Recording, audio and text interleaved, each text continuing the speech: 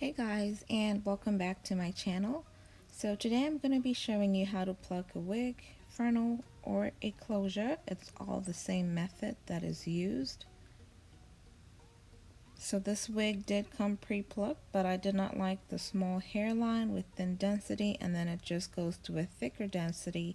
So I feel like it should flow kind of naturally with that kind of transition, and that's why I will be plucking it for that reason. This is a beginner friendly video, so keep watching and enjoy. Now for plucking you will need a pair of tweezers, some water in a spray bottle, and a rectal comb.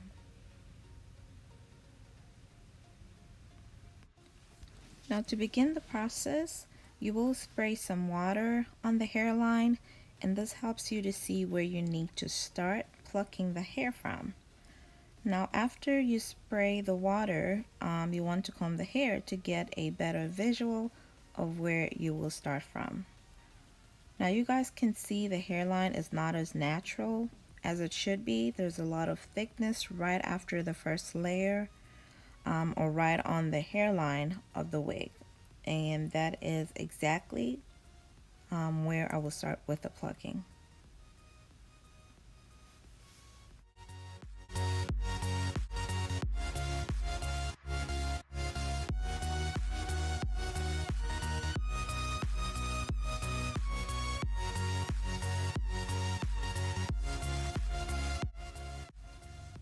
Now with the tweezers, it has two sides to it. It has the long side and it has the short side. Now you want the long side to face upwards and the short side facing downwards to avoid putting a hole in a wig, your frontal, or your closure. Now what you're mainly doing is you're gripping the hair with the tweezers and pulling them out of their knot. Now you may not see your work right away, but as you comb the hair and spray more water on your wig, your frontal, or your closure, you will see your work come to life.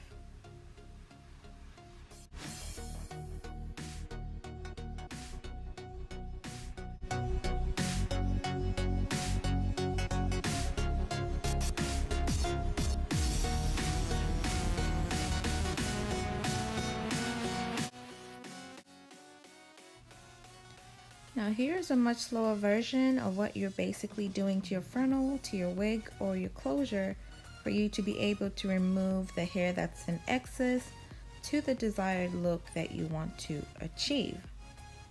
So you just pluck the hair from root using the front and back motion with the long side of the tweezers facing upwards and the short side of the tweezers facing downwards. Now combing the hair actually just helps you to see the type of work you're doing, or to see if you need to move to a different part of the hair, or if you need to pluck in the same spot a little bit more. And the water just makes it easy for you to see your progress, or if you need to go back again to pluck more hair.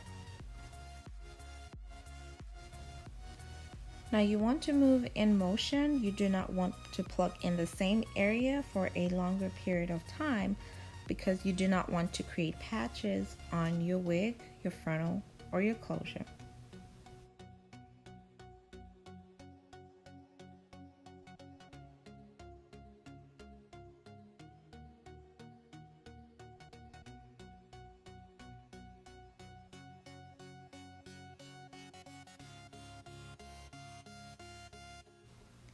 Now once you've plucked just enough on the first layer, you will create a second layer and start to pluck both ways.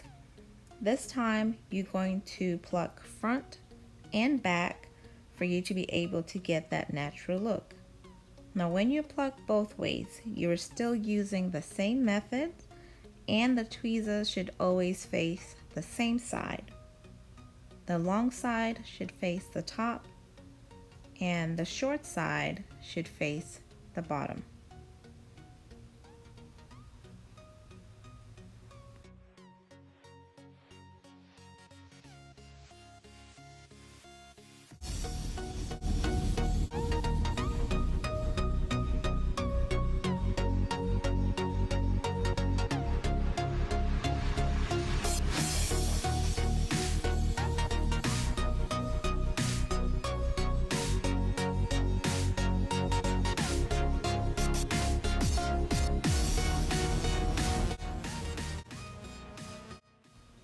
Now after you have done 2 layers, it is always important to brush the hair all backwards for you to see if that's the look you actually want, or if you want to go in a little bit more to make it look even more realistic.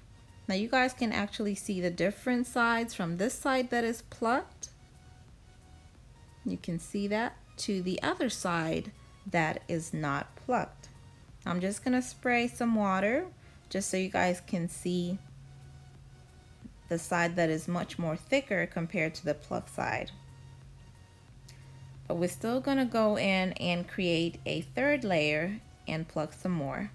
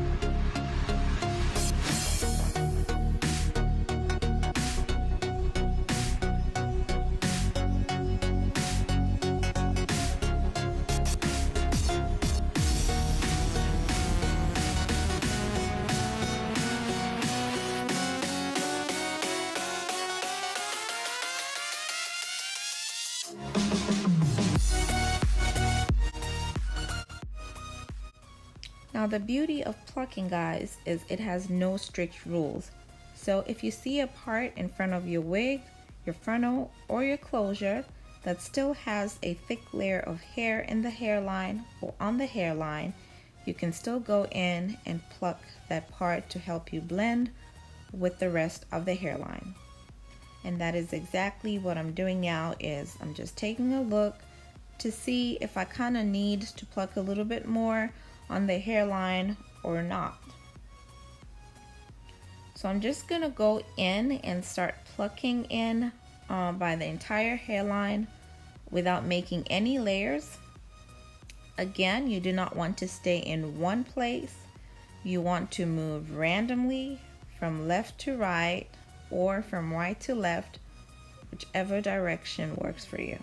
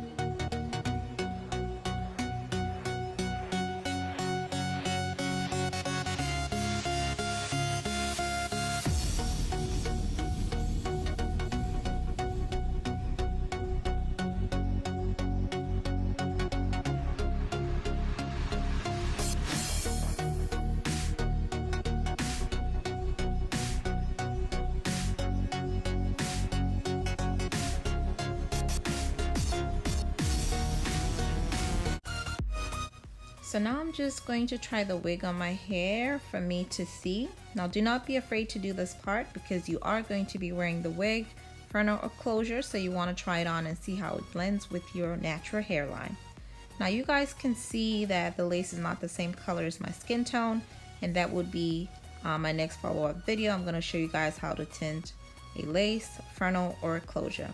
I kind of like the natural look because when it comes to plucking, less is more, so you do not want to over pluck the wig and end up having bald patches and having to buy hair to kind of ventilate the wig with that hair. So for a beginner, I would prefer you do not over pluck and play it safe and pluck as the days go by than to have bald patches on your wig.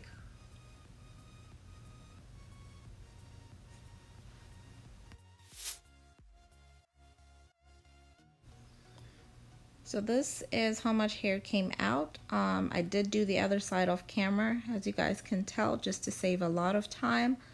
So this is how the wig turned out. I was very happy with it. Just like I said, less is more. You can pluck more as days go by. So I do really like this natural look. This is the end of the video. Thank you so much guys for watching. I hope you enjoyed this video. Do not forget to subscribe. Do not forget to like and share this video. For me, it is goodbye and see you next time.